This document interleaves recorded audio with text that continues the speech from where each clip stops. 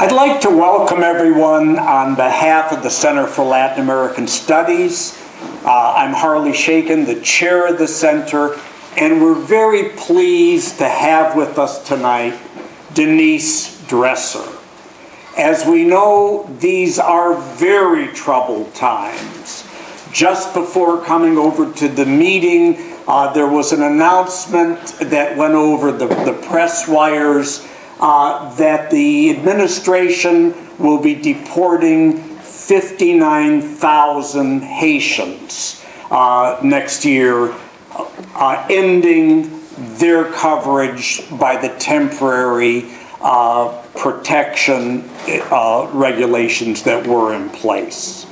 When it comes to Mexico, there are tensions and issues on so many levels, and of course profound and far-reaching changes taking place within Mexico today.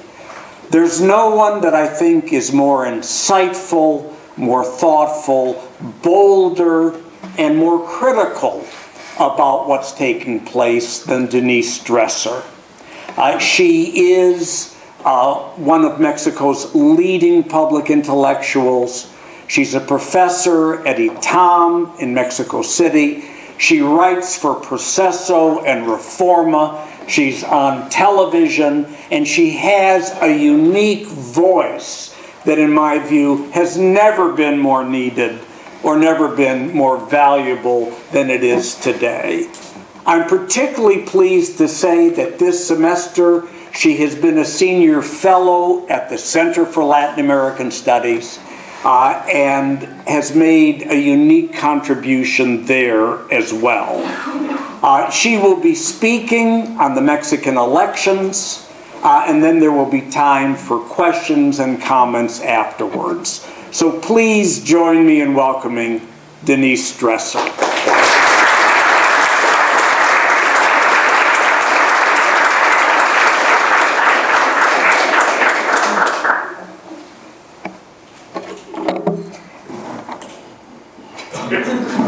These are troubled times. Thank you, it's a pleasure to be here. These are cynical days in Mexico. They are unsettled days. Days of feeling, as Shakespeare wrote in Henry VI, an ill wind blows that benefits no one. That's what it feels like to live in Mexico today. That's what it feels like to contemplate the violence and the violent, the resurgence of the PRI and the authoritarian regression it has brought with it. The prevailing atmosphere is skeptical, harsh, in some cases resigned. Welcome to Mexico 2017. I call it El País Donde Nunca Pasa Nada, where there are so many scandals and yet so few investigations, where corruption has become normal, where mistakes, failures are not an indication of catastrophe, but rather of continuity, and the permanence in public office of those who violate its most basic rules has become accepted, tolerated. Ingrained corruption, electoral irregularities, over 150,000 people dead in the war on drugs, over 33,000 Mexicans disappeared who no one can find. Journalists who are killed, journalists who are spied on. Back in 2011, right before the 2012 election, in which Enrique Peña Nieto was elected, I wrote that our task was to dismantle what remained of Mexico's authoritarian system, that our task was to construct new democratic institutions. This entailed the end of old rules and the beginning of new codes of conduct for citizens. And I wrote back then that these tasks would fail if the PRI once again won Los Pinos and the presidential chair, And if the priismo that was resurgent at the time was capable of taking Mexico back to a place that we thought we'd left behind. I wrote back then that we needed to form a united front against the return of the past. Fight against those who had turned intimidation, corruption, privilege into the daily modus operandi of those in power.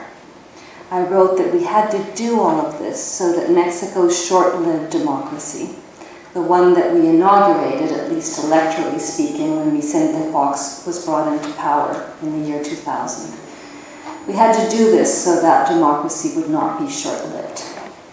Today, 5 years after the PRI once again returned to office, it seems like we are losing the battle. Mexico is de-democratizing. In many ways, we are witnessing an authoritarian regression. And how did we get here? I'm going to tell you an emblematic story, a vignette that explains why we've come from hope to disillusionment, to a place where only 4% of the population believes in political parties, and where, according to the Pew Research Center, only 6% of Mexicans think that democracy is working. What is this vignette? Well, about 10 days ago, Peña Nieto's government sent the institutions once again to hell.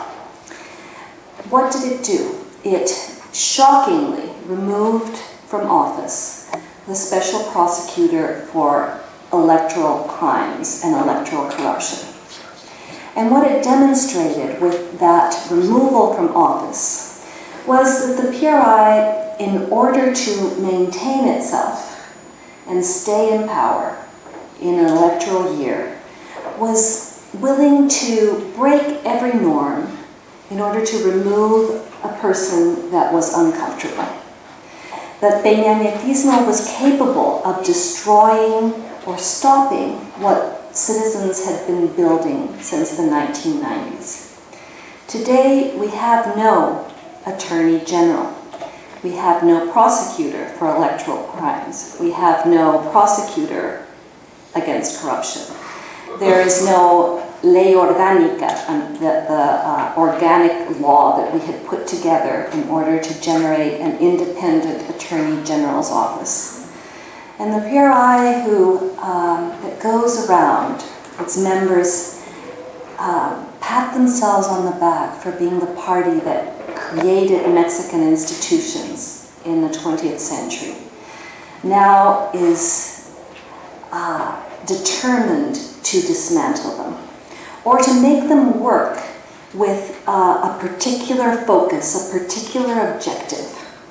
Protect instead of investigating. Cover up instead of opening up. Not ensure justice, but do party politics, dirty work. The task that the president assigns people to do.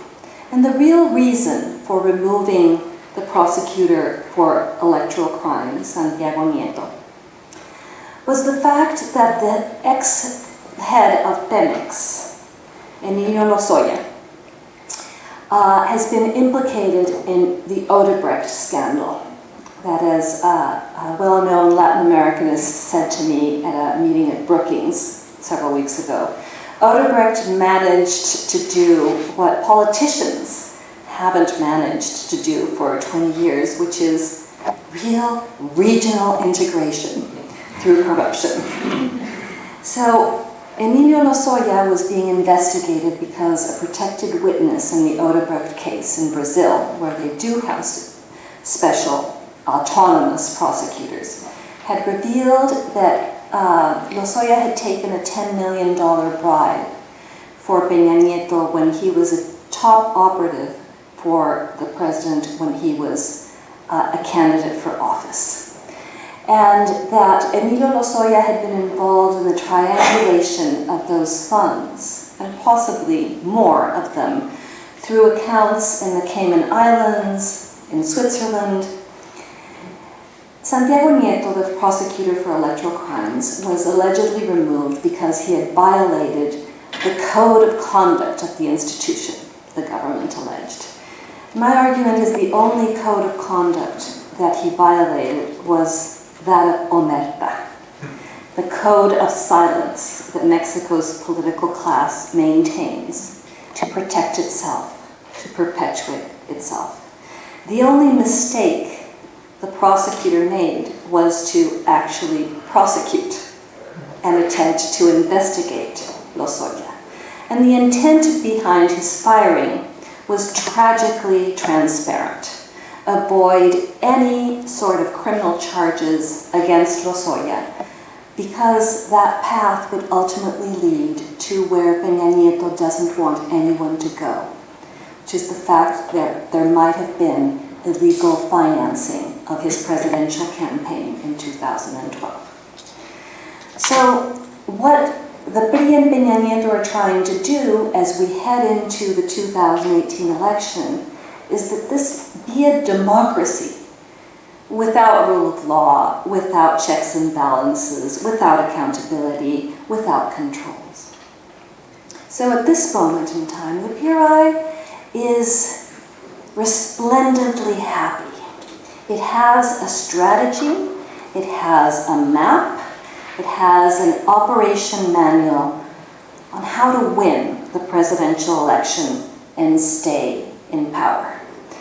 It inaugurated this manual in the recent election in the state of Mexico. It's a very simple equation, really. It involves having a candidato potable, which means a candidate that doesn't look or smell that badly, plus cartloads of money, plus its clientelistic corporatist base, plus electoral institutions that have been weakened or have become complicit, plus media that works on behalf of the government, plus fragmentation of the opposition vote. That would assure the PRI of a victory. Atlacomulco forever. With these ingredients, the PRI would perhaps get an assured victory. And the recurrent scandals that have been in the press here, the ingrained corruption, the diminished presidential popularity. Peña Nieto today only is approved by 7% of Mexicans. The fact that the government spied on journalists, economic growth that is far from what was promised at the beginning of the sexennium, the fallout from a potential Megxit, a forced exit out of NAFTA, all of this will not matter. Operation Restoration advances, pushed by a series of actors that, in an accidental or a deliberate fashion, have become functional to the PRI. With their actions, by their omission, they contribute to the PRI's permanence in Los Pinos. A functional actor. Today, the top businessmen in Mexico, the business oligarchs, the wealthy elites, are about to build a statue to José Antonio Meade, the current Minister of Finance. They're about to carry him in arms, inaugurate a park with his name, because he's a decent man, he's a committed Catholic, he is a family man, he is a technocrat, he's well regarded, he's not pretentious, he's decent. And this profile of a decent priista, of a priista potable, opens up the possibility for some of voting again for the PRI despite the record, the track record of this administration. Voting for the PRI without feeling remorse, and they'll do so with a clear conscience and they will persignarse, how do you say that in English? Make this, cross themselves, because they did not vote for a corrupt man. They will think that at least someone would arrive to Los Pinos with clean hands, a modest house, a small Prius. And in the perspective that the PRI is trying to disseminate, this would be enough to make him presidential. He's one of us, the business class will say. He will protect our interests, international investors will argue. He's not a thief, members of the middle class will underscore.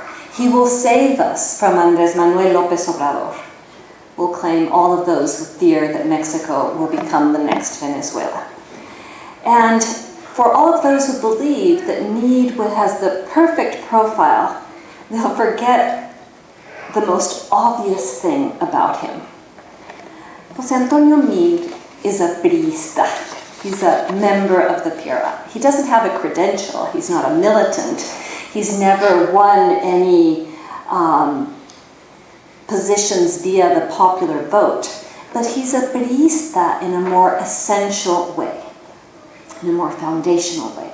His priismo, his affiliation to the PRI, is one of loyalty, of genuflection, of DNA, of doing whatever the president asks him to do, even if it goes against his training as an economist and his good judgment as an honorable man. All you have to do is look at his Twitter account or see his statements about Peña Nieto, or examine what he's done in the places where he's held office. Because you don't see an honorable man there. You see a priista functionary who has hidden the numbers that have to do with Mexico's, the irresponsible growth of Mexico's debt, equivalent now to 50% of GDP. Someone who has hidden the fragility of Mexico's public finances.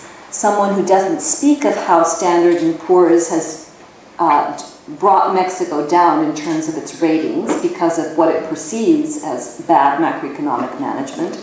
Someone who was Minister of Finance and gave permission to Duarte from Veracruz, remember the governor on the land currently in jail, to open up a series of businesses to which he channeled funds and then stole from them.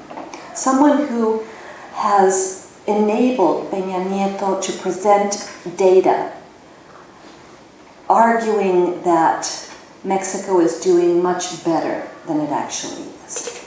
And to think that a good man alone can clean the prevailing structure, I think is naive or intellectually dishonest. And this also goes for supporters of Andrés Manuel López Obrador who argue the same thing.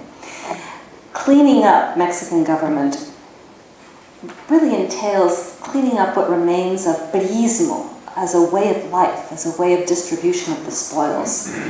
And in order to do that, you'd have to ask Meade what happened to governors when he was Minister of Finance under his watch, and how they were able to steal funds from the states that they governed with no reprimand or no control from the Ministry of Finance. You'd have to ask him what he thinks about what Animal Político called la estafa maestra, which is the illegal channeling of $192 million through 11 federal institutions to companies and universities all over the country that then subcontracted services to companies that didn't exist. Where did that money end up? And so many questions more that if Meade doesn't provide satisfactory answers to, he will simply underscore that loyalty kills decency. And if he looks like a duck, swims like a duck, he probably is a duck. A priista duck that cannot distance himself from the muddied waters in which he is still swimming. And he may actually become president of Mexico in 2018 because of those who are functional to the PRI. And that today includes Margarita Zavala, the wife of the former president of Mexico, who, with her exit from the National Action Party about a month ago and her determination to run as an independent candidate, she's become a graceful hostess for the PRI by contributing to the fragmentation of what could be the opposition vote. She's setting the table, she's putting up the silverware, the glasses, for the celebratory table that the PRI is setting for 2018, because she's made a strategic mistake. It's going to be difficult, if not impossible, for her to present herself as an anti-systemic option when she is a product of the system. It's going to be difficult, if not impossible, for her to present herself as an independent candidate, given where she comes from. And she hasn't led to a massive exodus of panistas from the National Action Party, because pragmatic panistas are going to stay where there's money and where there's a real capacity to actually win positions at the state and local level. And in the meantime, that 10-15% of the vote max that she could get as an independent, she's going to take away from the incipient opposition front formed by the National Action Party, the PRD, and Movimiento Ciudadano, that today heads electoral preferences. The Frente is at the top of the polls without a candidate. So this tells you something quite terrible about Mexico. People would rather vote for nobody than to vote for the candidates that we currently have. And add to those who are functional to the PRI the independents that really aren't independents, like El Bronco, the governor of Nuevo León. And along with those who become functional to the PRI, let's talk about the electoral authorities. That back in the 90s were the jewel in the crown, the Federal Electoral Institute, that we had struggled to create as an autonomous, independent institution with indisputable credibility. What did the parties discover in the 90s when they started allowing the creation of independent institutions? That those independent institutions started acting autonomously. And the Federal Electoral Institute fined the parties massive amounts of money for Amigos de Fox and Pemexgate. And after that, what did the parties decide? That autonomy wasn't really a very good thing. So now, what were autonomous institutions have become partisan institutions. The INE, the Federal Tribunal, allowing parties to basically violate or ignore electoral laws. And you see this time and again since 2003. The fact that the INE did not take away the registration from the Green Party after massive electoral fraud in the 2015 election. The Green Party of Mexico, the only Green Party in the world that supports the death penalty. In other words, apoya la vida de los toros, pero no de los humanos. And the National Electoral Institute just ignored vote buying in the case of Monix in 2012, the Tarjeta Rosa in the state of Mexico. The incapacity of the National Electoral Institute to investigate and sanction what is the massive flow of illegal cash throughout the electoral system that undermines what our electoral system vowed to create in the 1990s when we all sat down at the table and created rules for competition in Mexico. And that was the basic principle of equidad electoral, that the parties competed on equal terms with the PRI that had the enormous advantage of being a party and being the government. So that equidad electoral no longer exists. And add to that list of those who are working for the PRI a large percentage of the media. Newspapers, local radio stations, local television stations that don't reflect the reality of the country, but rather a pasteurized version of it, because they are the beneficiaries of official publicity spending.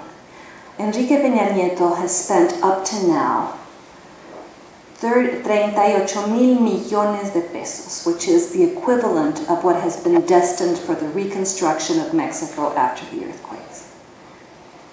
So, as long as the media continue to act in this fashion, it's understandable why you look at the front page of a newspaper like El Universal or Excelsior and you think this is, government copy. This is not journalism. Well, this creates a context in which, despite everything that I've mentioned in terms of corruption, slow growth, conflicts of interest, violence, etc., the PRI could still win. And who is going to allegedly stop him? Andrés Manuel López Obrador, the inevitable candidate. The man who many think it's his turn now. He deserves it because he responds to the expectations of those who are tired of the lack of efficacy of the National Action Party and the corruption of the PRI. Ha llegado la hora del peje, say many of the polls. It's López Obrador's moment. He's at anywhere between 25-30% of the polls. López Obrador, supported by the victory of Donald Trump and the bullying of our northern neighbor, that the man from Tabasco defends, wrapping himself in the banner of nationalism. López Obrador projected, strengthened by nationalist sentiments that have come to the fore in a context of questioned globalization. López Obrador, who people like because he defended oil in the context of an energy reform that has been successful, but successful only for the same people who always win in efforts at reform in Mexico. So to some, he is a wolf in sheep's clothing. For others, he represents salvation. So what could stop him? His own mistakes, his arrogance. Remember, in 2006, he entered the contest he was ahead 30 points in the polls. And he managed, through his own mistakes, to lose those 30 points. So, his own mistakes, his arrogance, his historical propensity to become radicalized when he feels attacked. The way in which he dismisses middle-class voters as petit bourgeois. His capacity to simply close his eyes regarding the corruption of members of his own team and members of his own party. What could stop him as well? The consolidation of a frente, of the PAN, PRD, Movimiento Ciudadano, if they manage to actually put together a progressive platform and choose a citizen candidate that is viewed as someone completely independent from the parties. What is true is that the 2018 election is going to be a referendum on López Obrador yes or López Obrador no. And today he has a base of 30% of the electorate, but that may not be enough to win because he, in some ways, is a progressive candidate, but in other ways he really isn't. He's selectively progressive.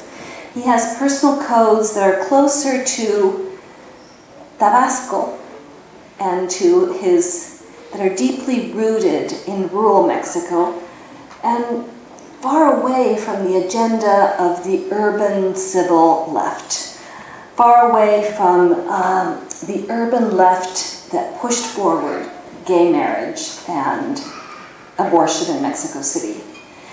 A left that distrusts him because of his conservative social stances and distrusts him because of his proto-populism. He has been historically far away from the fights for institutional renovation that have characterized the past 5 years. The Ley 3 de 3, the construction of the National Anti-Corruption System, the establishment of an independent Attorney General's office, the questioning of Mexico's militarization and laws that are now in the Senate, pushed forward by the PRI, that seek to perpetuate the military's presence on Mexico street without democratic controls. And at the same time, and I say this because I've been involved in every one of these fights and I've never seen López Obrador there. At the same time, he's becoming closer and closer to people and practices that he once questioned, oligarchs and rent-seeking businessmen. In a recent interview, my colleague at Reforma, René Delgado, asked López Obrador if he could name the 3 businessmen of Mexico who he admired, who'd done great things for the country. And López Obrador said, Carlos Slim, Emilio Azcárraga, and Ricardo Salinas Pliego. Now, I have to show you, because it requires a physical response, what my reaction to that interview was.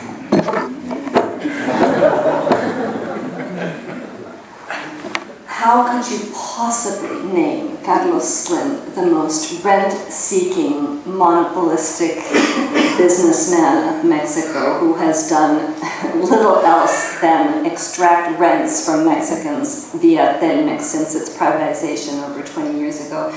And as for Emilio Azcárraga, well, just turn on Televisa or think of critical moments in the country's transition to democracy and how Televisa contributed to halt democratization for years.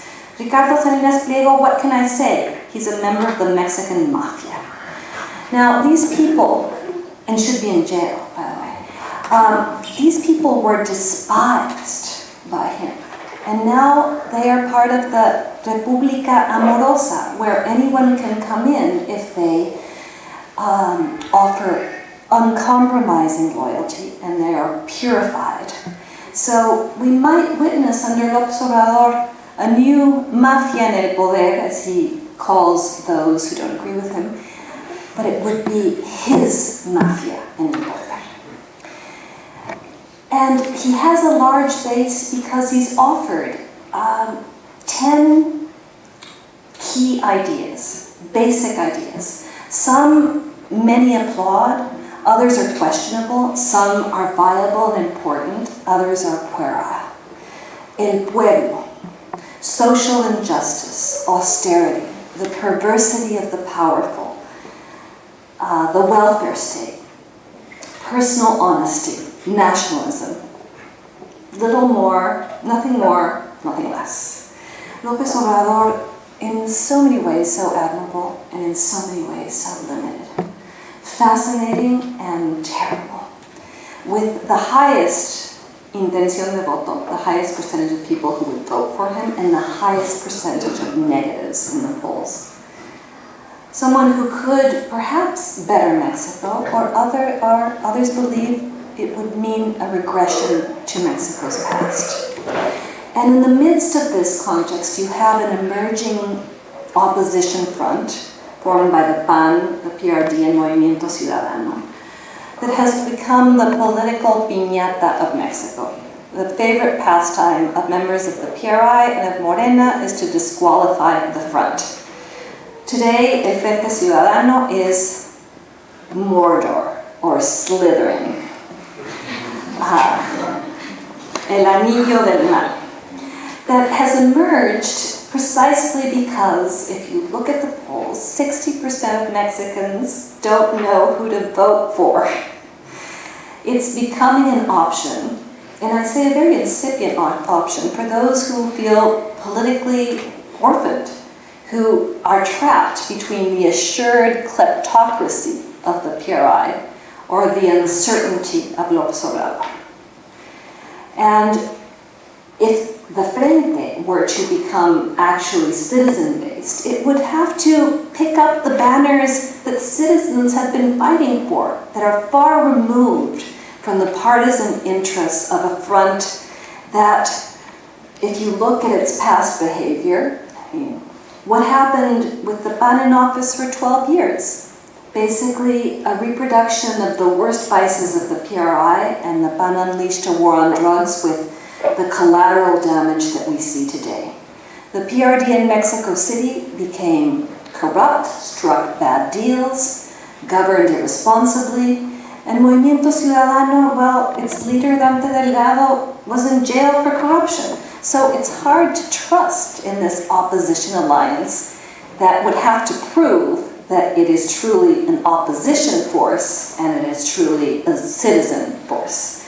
And what it would have to do is understand that in order to gain votes for people, it would have to say that it is against the pact of impunity, the pact of rapacity, past party behavior that has led people to be skeptical of all, including opposition parties.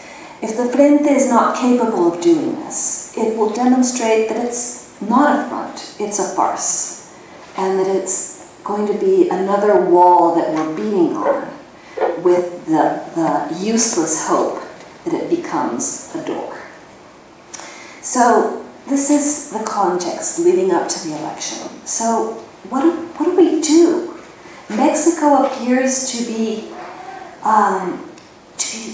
falling apart. The democratic transition that we pushed and applauded is stalled.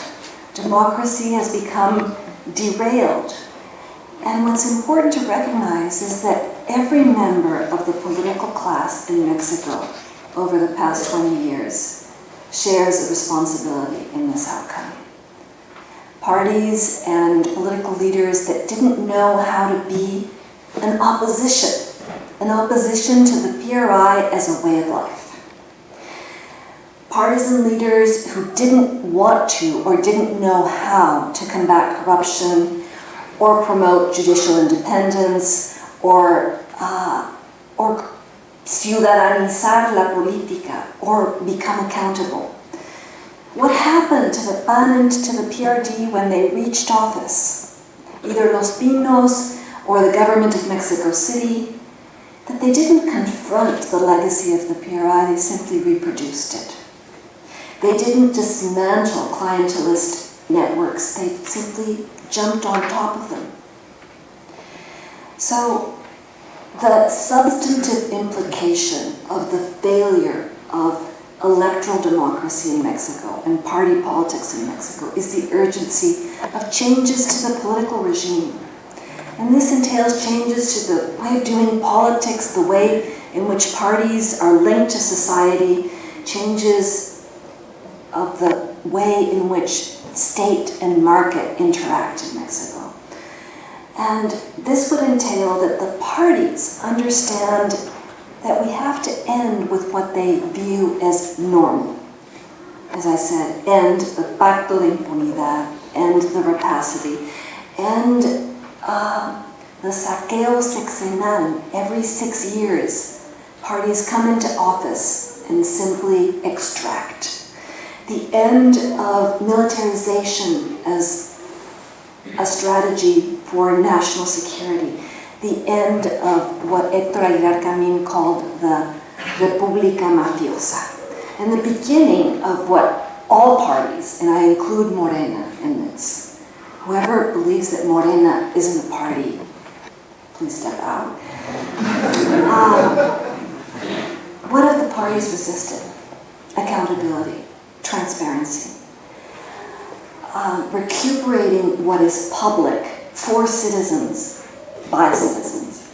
So democracy in Mexico is in danger for 3 reasons: inequality, privileges and concentration of wealth. Secondly, impunity and corruption. And third, institutional dysfunctionality. Because beyond what happens to parties and elections in 2018, there's an underlying recalcitrant reality of a country with one of the highest levels of inequality in the world. A country with a permanent subclass of 53 million poor people. While the fortune of the multimillionaires of Mexico on the Forbes list grew from 2% of GDP to 9% of GDP in the past 5 years. Millionaires who benefited from lax fiscal policy, from the absence of taxes on capital gains, the absence of an inheritance tax. And this inequality has unleashed a violent and polarized society, a captured democracy, a low-grade democracy. Mexico is in the list of economic systems where the owners of capital extract a higher and higher portion of value added in the economy. And you see a pervasive inequality perpetuated by a state that, instead of unleashing economic growth for many, continues to condone the appropriation of rents by the few. A country in the shape of a pyramid, with the benefits concentrated at the top. And at the top, those who are sitting there are not the innovators, they are the rent seekers. And at the bottom, at the base of that triangle, only 1 in every 5 Mexicans can be cataloged as not poor and not vulnerable. So we continue to drag this economic structure that is politically supported by a series of political parties that participate in this gatopardismo every 6 years, reforming so that everything stays the same, so that this self-sustaining equilibrium remains as it is, blocking progressive fiscal policies, accentuating inequality, stopping the emergence of a state that protects rights instead of buying clienteles. In Mexico, political and economic power intersect.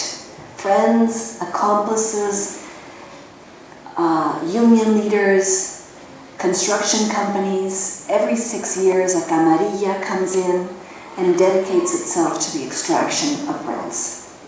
And as we've seen, where does that money end up? Either buying elections, or in the Cayman Islands, or in all of the investigations that have been made clear by the Panama Papers. For the elites of Mexico, this model has been very functional.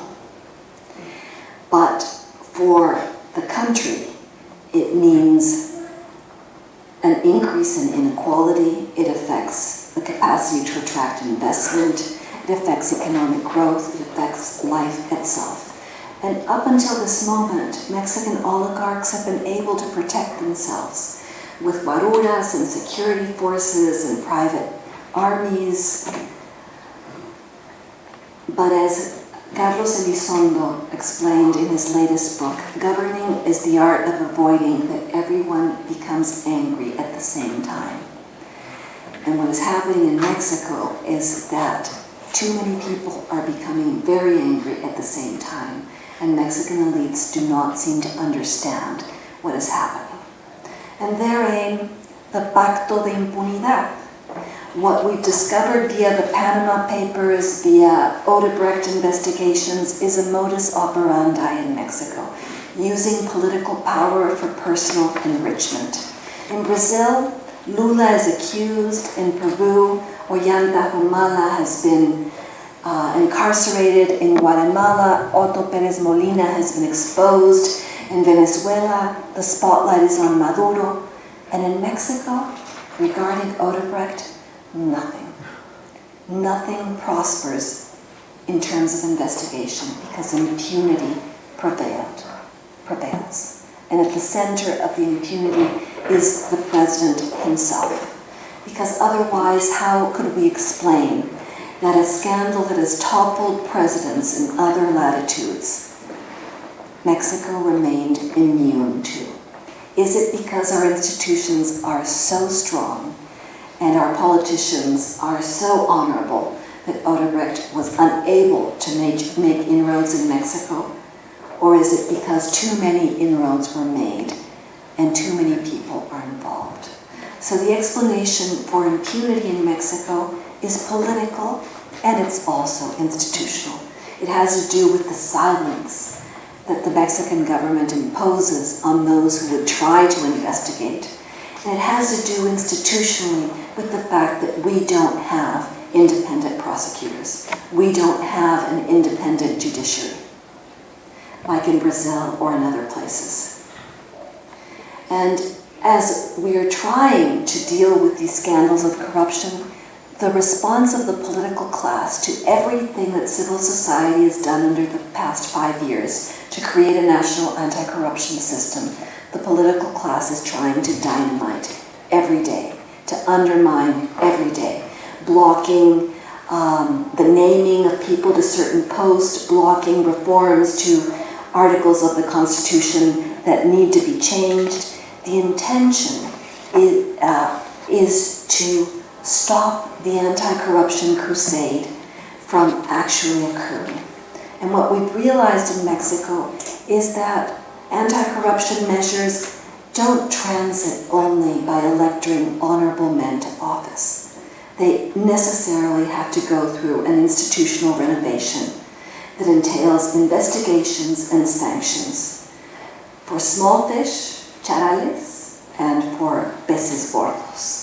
And the national anti-corruption system is simply a first step to denormalize what has become normal to the political class. So I don't think anyone in this room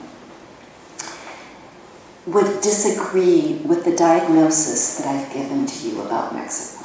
Impunity and corruption, inequality and poverty, exclusion and insecurity. The problem is that throughout the political spectrum, you see a political class that doesn't have anything new to offer. And Morena and López Obrador become the option by default because he's perceived as anti-systemic. And it's undoubtable that at the base of Morena there are very honorable, very important, clean individuals who would like this to become the anti-systemic option for Mexico. But what Morena and López Obrador need to understand as they move towards what they believe will be their victory is that 60% of the electorate, as I said earlier today, does not know who to vote for. 60% does not feel represented. And the political class of all stripes continues to protect its privileges, emulate the PRI, and not understand the substantive changes that need to take place at the institutional level. And it doesn't matter, given these structural problems, who you end up voting for. Whether it's me, whether it's a candidate of the Frente Ciudadano, whether it's Andrés Manuel López Obrador. With this system, with these institutional and structural problems, we could vote for Mother Teresa tomorrow. And at the end of the sexenio, she would have accounts in the Cayman Islands and at Casablanca. Because the pacto de impunidad is institutionally rooted and protected by all of the parties.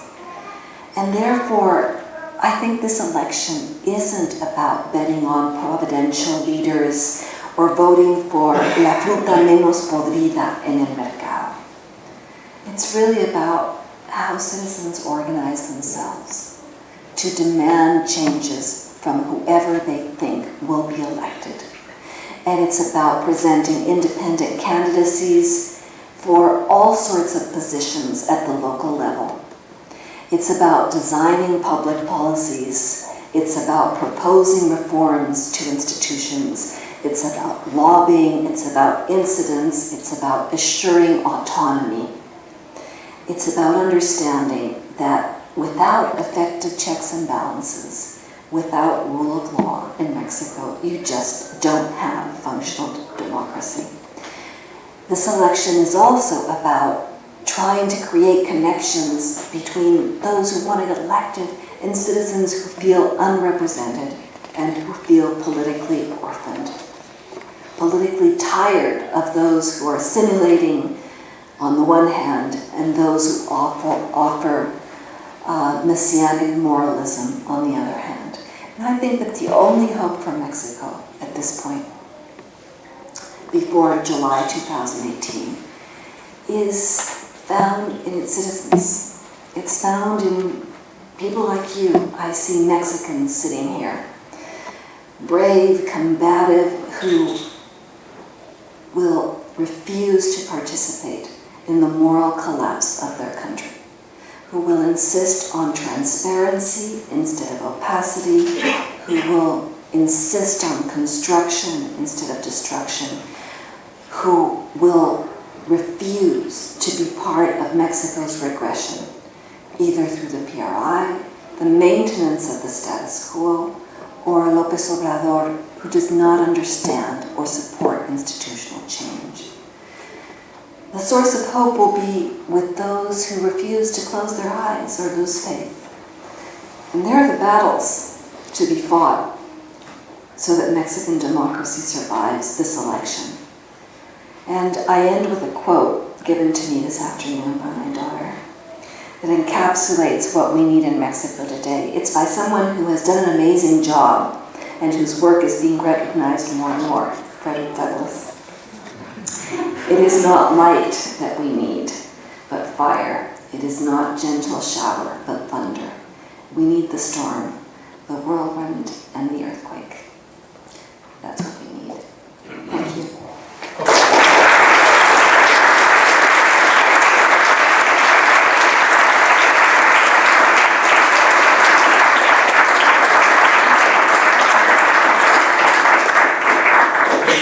So I'm very happy to take questions and start a conversation. Yes? Okay, so how do you envision the state for Mexico, say 10 years from now, if this Catapanismo and Jose Mil gets into the presidency and he changes many things to remain the same? How do you envision Mexico as its president? It's hard to answer that question because there are many variables. I don't know if there will be NAFTA in 10 years. I don't know what the price of oil is going to be in 10 years. I don't know if there will be oil in 10 years. And why do I mention those as the key variables? Because oil and NAFTA as it is allow the perpetuation of the status quo. Oil because it allows the Mexican government to continue financing itself and its clienteles without actually having to raise taxes or to avail itself of public financing via taxation. It doesn't have to now because it uses the revenue from oil. And NAFTA, perpetuates the status quo insofar as it leads to an influx of foreign investment in Mexico, regardless of who's in office. If those things were to change, what I would see in 10 years is a very, very negative scenario for Mexico, at least in the short run. Ultimately better, because if the Mexican government runs out of money, it would actually have to start taxing people. And when it started taxing people, it would actually have to become more accountable. And it would have to spend its money better. And there probably would be eventually a push towards transparency in the use of public money, which is something you don't see in Mexico today. Oh, and I forgot a third item of the variables, the legalization of drugs. If Mexico doesn't legalize drugs in the next 10 years, while the United States continues to do so in state after state election, at least in terms of marijuana, Mexico will continue to be a violent place in which the Mexican government uses resources, energy, time to fight a war that it can't win against a market that is more powerful than its army. So depending on those three variables, what would be a more positive scenario? A more positive scenario would be one, I think, in which whoever is elected, pushed by civil society, understands that if we don't make radical changes, in 10 years, the country is going to be ungovernable, as some states like Tamaulipas and Michoacán and Guerrero already are. That public finances will be devastated, and that we have little to offer markets outside of the market we share with the US, because we haven't educated Mexicans to be innovators or competitors in the global world. So the reforms, I think, are very obvious. They entail transparency in public funding, reducing party financing by 50%, a renegotiation of NAFTA in terms that I think allow trade to maintain itself, but at the same time coloca candados on the way investment is channeled in Mexico, so that this becomes part of the fight against corruption and not a way of maintaining the status quo. So that's where I think we are in 10 years. In a bad place if we don't reform, and possibly a better place if we do. Yes? What do you think Mexicans living in the United States can do to help bring awareness to corruption in Mexico that would be effective? Well, the problem is it's a double-edged sword, because the more you denounce corruption in Mexico, the more weapons you give to the Republicans and Donald Trump to build walls and say that we're rapists and criminals and corrupt and we should basically be, de-linked from North America. No, it is a double-edged sword, because it creates a context in which Mexico is severely criticized, and instead of the American government or institutions trying to figure out how to help, there's a propensity at this point to say, let's just de-link, let's build walls and let's keep them out. I think the better sources of support are not Mexicans in the US trying to push the American government to intervene, but Mexicans in the United States putting pressure so that international organizations become involved in the fight against corruption in Mexico. And what do I mean by this? I think it's become clear by now that we can't do this on our own. That no matter how much we push from below, the resistance to change from above is very high. So what have many people been proposing now over the past year? That Mexico develop a system like the CICIG in Guatemala, which was the creation of an anti-corruption unit supported by the UN that actually went in and taught Guatemalans how to create an independent judiciary, how to combat corruption, and it was headed by someone who's not even Guatemalan. Now this entailed a recognition on the part of Guatemalan elites that they would have to surrender a certain amount of sovereignty. And it was a mechanism that was supported by the American government. So this would be a tough task, or it would be tough to enact in the current context where I don't see a lot of American support for the anti-corruption struggle in Mexico. But it's something that Mexican elites might ultimately agree to do. The big news in Mexico today is that a vice president of Televisa, a very wealthy, famous man, was killed as he was riding his bicycle down a bike path that runs from Mexico City to the pyramids. He was killed by two men who apparently were trying to steal his bicycle, even though behind him he had an armored car with his bodyguards. When violence begins to affect the elites, and when the elites believe that they can't trust the PRI to protect them, they may be willing to consider international assistance. So I think that's the better path. Yes? Two questions. Is there anything promising at the state level? And the other, is anyone noticing that both automobile companies and certain countries are abandoning the internal combustion engine?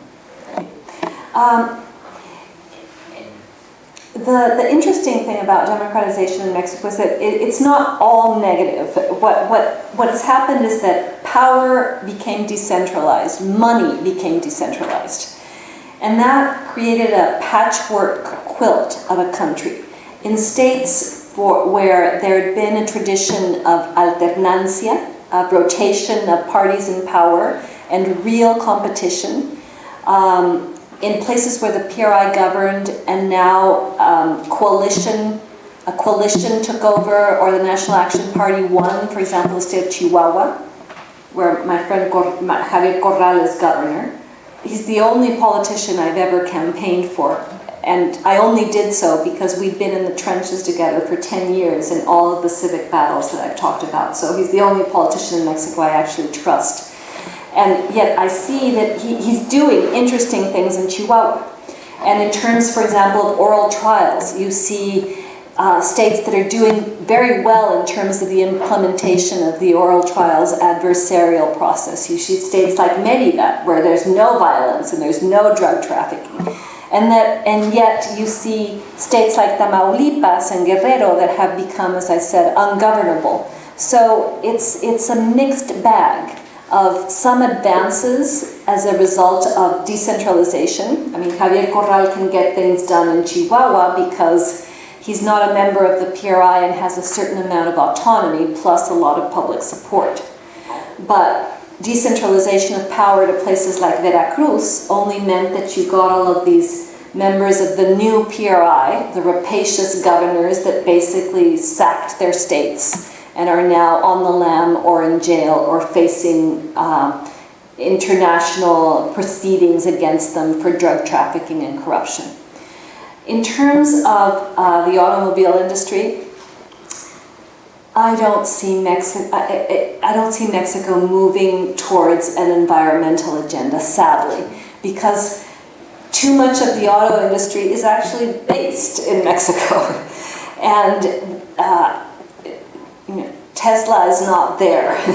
We're not seeing this dramatic change towards electric cars, and you don't see the environmental agenda being touted by any of the parties. Today, Morena released its platform, as well as the Frente Ciudadano, and you see all sorts of things, but nothing to do with the environment. We're dealing still with, and I don't mean to suggest that the environment is a second-order issue, but in a country where if you're a victim of a crime, the last person you call is a policeman. I mean, right now, police reform or the creation of a functional police is on the top of the list. It's not what do we do in terms of environmental innovation. And I say that sadly. My question actually had something to do with that. With climate change and the global push for lower carbon future, how would a carbon tax that's imposed by internationally affect the status quo backed by oil in Mexico? I think there would be less than zero support for a carbon tax in Mexico. Why? I say this not because Mexicans are environmentalists. I say this because Mexicans have been skimmed by their governments for so long. I mean, they were told that there was going to be an incredible energy reform that would lower the price of gasoline. And what happened? Well, the government liberalized the market, injected some competition, but because it finances itself via the sale of oil and gasoline, it put a tax on gasoline once it freed the price up. So the price of gasoline actually went up.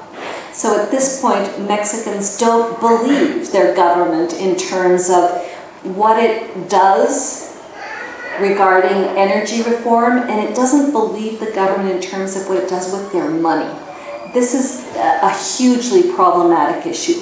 You have a government that, because it enacted fiscal reform at the beginning of the sexenio, probably receives more money through taxes than it ever has.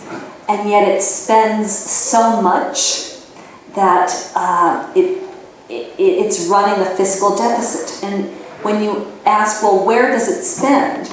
There's an absolute lack of transparency in terms of where the Mexican government funnels its money. So I'd say Mexicans would be reluctant to pay any sort of tax unless they were promised a blow-by-blow description of where every cent of public money was spent. Yeah. Thank you very much. About 2 years ago, the Mexican Constitution Article 89 was modified to introduce the legal figure of coalition government. Now, given the context and the uncertainty regarding the political projects of the main candidates and parties, and would you think that the actualization of this figure would be viable, and if it would be, especially if Andrés Manuel would win the presidency, and would it have any functional value in order to have some sort of new constitutional mechanism of counterweights, and in order, for example, to improve certain situations of corruption and this silence that you speak about within the idiosyncrasy of the Mexican political elite? Right. If Andrés Manuel Obrador and Morena win, there will be no coalition government. He doesn't believe in that. If the Frente were to win, they've actually spoken of a coalition government.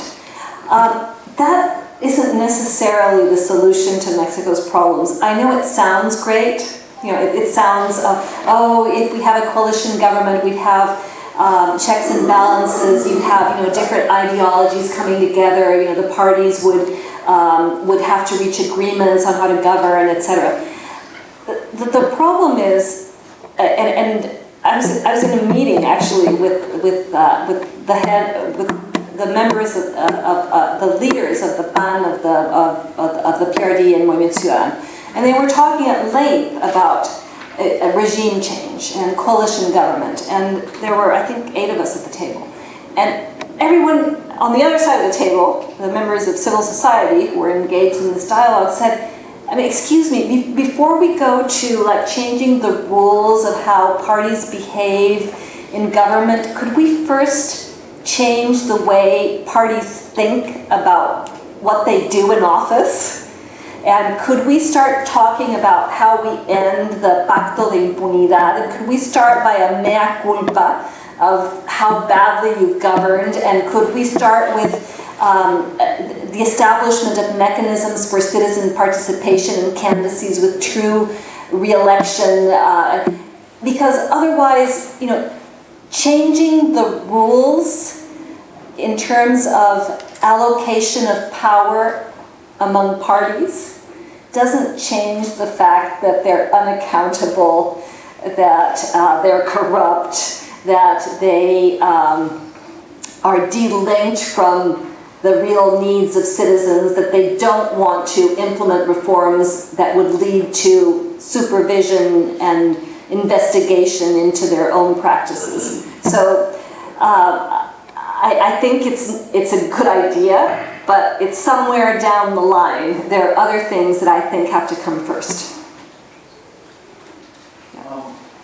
Following this that you mentioned about non-autonomous organizations, like the email, I was following the elections of Alfredo del Mazo that might happen again. I mean, they call by a sort of oblivious, permissive, and be with all the parties, or I mean the parties in the power. I think because what I can see is that that might happen again if we have some very close tie or something like that. Right. The problem is that the electoral institutions at this point have been so discredited and have such questionable legitimacy that if there's a close election, there once again will be claims of fraud, regardless of how, even if there's a recount, etc. And López Obrador, if he doesn't win, will in all likelihood say that there was fraud unless the margin of difference is very high. And this is the responsibility of the parties. It is the result of their... remember the days, the glory days of the National Electoral Institute, of the IFE in the 1990s, when we had Woldenberg and Lujambio and all these stellar, independent citizens. Tell me the names of anyone at the National Electoral Institute today. You don't know the names of the counselors. Maybe you know Lorenzo Córdoba's name because he's been in the midst of so many scandals. But the INE became a small, it's big in terms of what it has to do, but small in terms of its capacity to be an effective counterweight. It became a partisan institution staffed largely by people that the parties put in, even though they seemed independent, so that their interests would be protected every time there was a question about elections. And if you don't think that's the case, well, look back at what the INE decided in the state of Mexico, that the PRI had not violated the topes de campaña, when we all saw the truckloads of cash that flowed into that state, and the dissemination of those cards, they were like debit cards that were given to people so that they'd show up to vote. Fraud in Mexico doesn't occur like it did in the 1980s, when you had fraud the day of the election. When votes were altered, when people who voted in multiple polling booths. You don't see that sort of fraud today. What you see is how the idea of the level playing field has disappeared, and the irregularities happen in the weeks prior to the election. When money, when debit cards, when food, when bicycles and refrigerators are distributed, when clientelism becomes overt. So we can't talk about fraud anymore. What we talk about is the end of el fin de la equidad electoral. And that is much more difficult to sanction, to investigate, to prove. And also, we've created a perverse electoral system whereby even the parties that are caught violating the topes de campaña, spending more than the law says they could spend, what do? They win, breaking the law, and then they use the money that is given to them via public financing to pay the fine. So we need to reform the system so that the sanctions for violating the topes de campaña are to have your registration taken away as a party, because otherwise we're never going to be able to end the cycle. So that's where we are regarding the INE. Yes. So I agree with the perspective that a strong social society in Mexico, civil society, will enforce the democracy rules. The part that I'm one of the questions, you say that we come from these freedoms or very institutions in the 90s, and we have come to this path where democracy has became, we have observed that.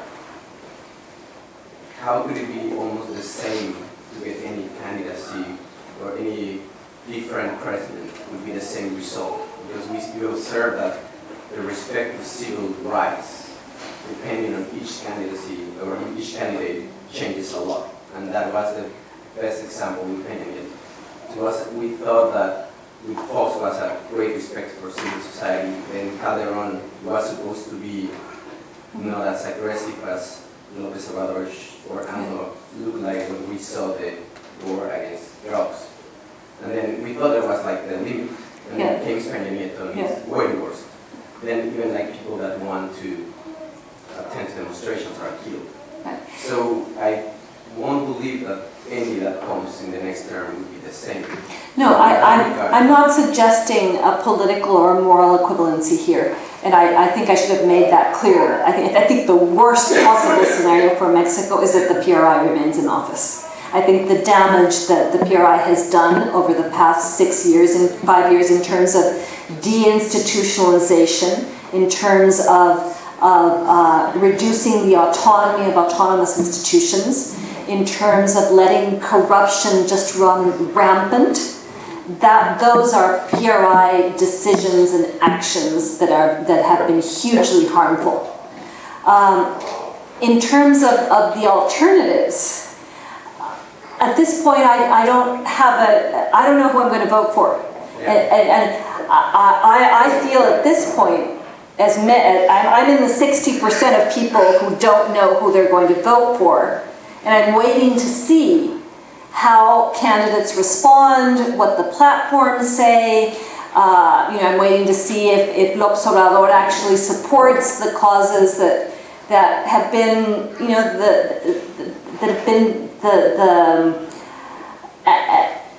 the defining battles for civil society and for democratization over the past 5 years. I'm waiting to see if he actually picks up those banners. I'm waiting to see if the Frente is actually an opposition front and it promotes a citizen candidate for the presidency, or if it's just a sham. We don't know that yet. What I am saying is that regardless of who's elected, and they do have a margin to make things worse, the only way for things not to be worse is through the institutional changes that so many of us have been pushing for.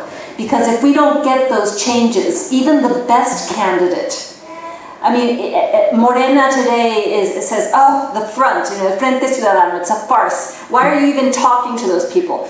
Well, I mean, if he gets elected, he's not going to have a majority in Congress. He's going to have to negotiate with those people who he's accusing of being traitors, liars, and corrupt people. So, I mean, you have a presidential system that is basically operating with a parliamentary logic, in which you have presidential rule and no re-election.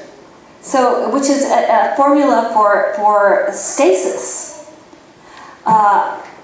So unless we manage to change those institutional dynamics and create checks and balances and formulas for accountability and formulas for the protection of individual rights, because just like Peña Nieto trampled on so many of our rights, or we've witnessed a backsliding in the past 5 years, López Obrador has said that he's going to submit women's right to choose to public referendum.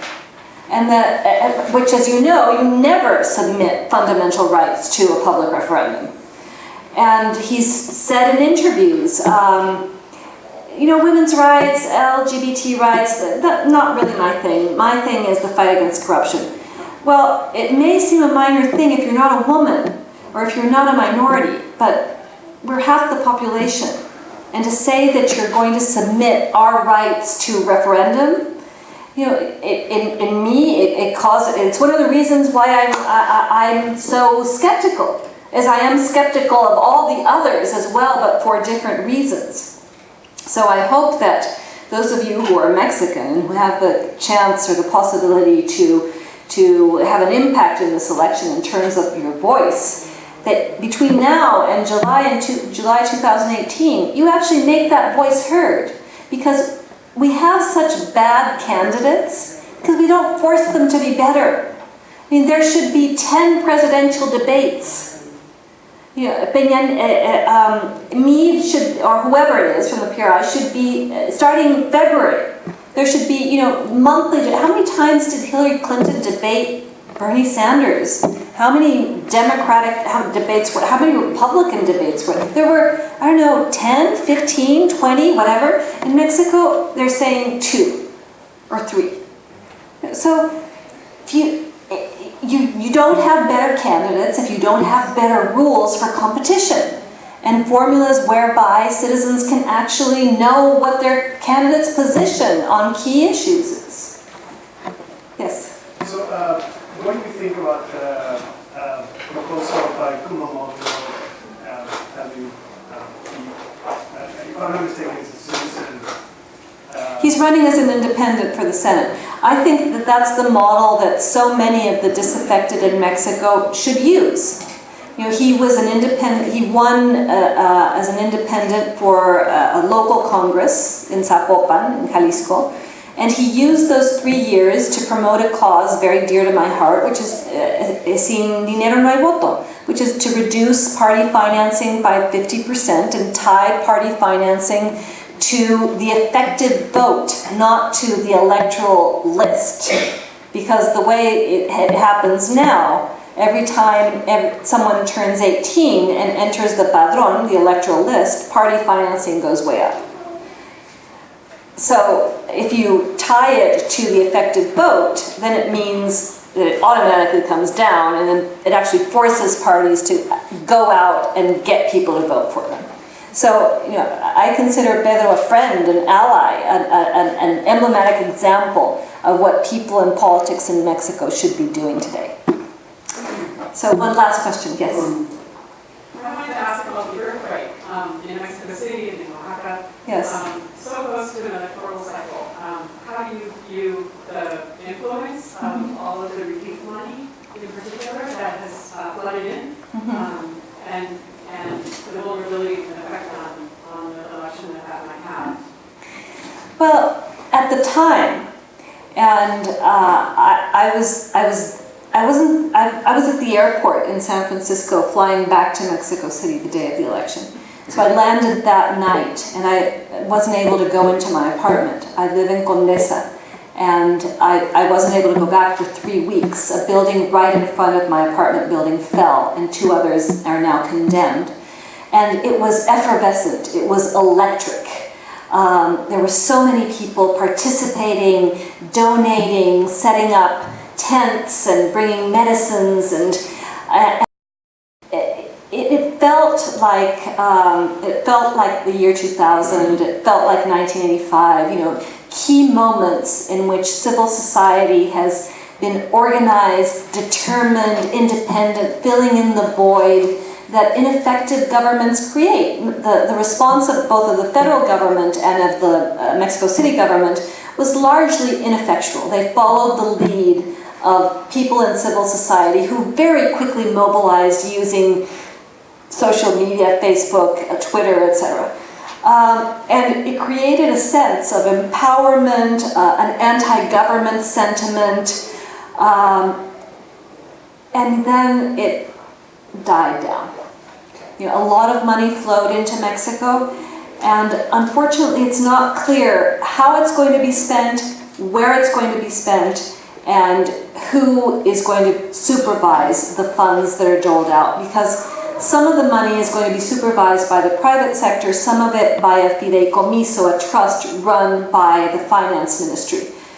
I'm very skeptical of the second mechanism because of the opacity in which Mexican finances, the opacity of Mexican finances in every sense. So I do know that in Mexico City, it's going to lead to a severe questioning of the PRD in Mexico City. And in all likelihood, the PRD will lose the city to Morena, which doesn't necessarily mean that we're going to be better off, because most of the people who are in Morena used to be in the PRD and already governed Mexico City. But there was a sense of empowerment and mobilization that I fear, sadly, has been lost. Thank you very much for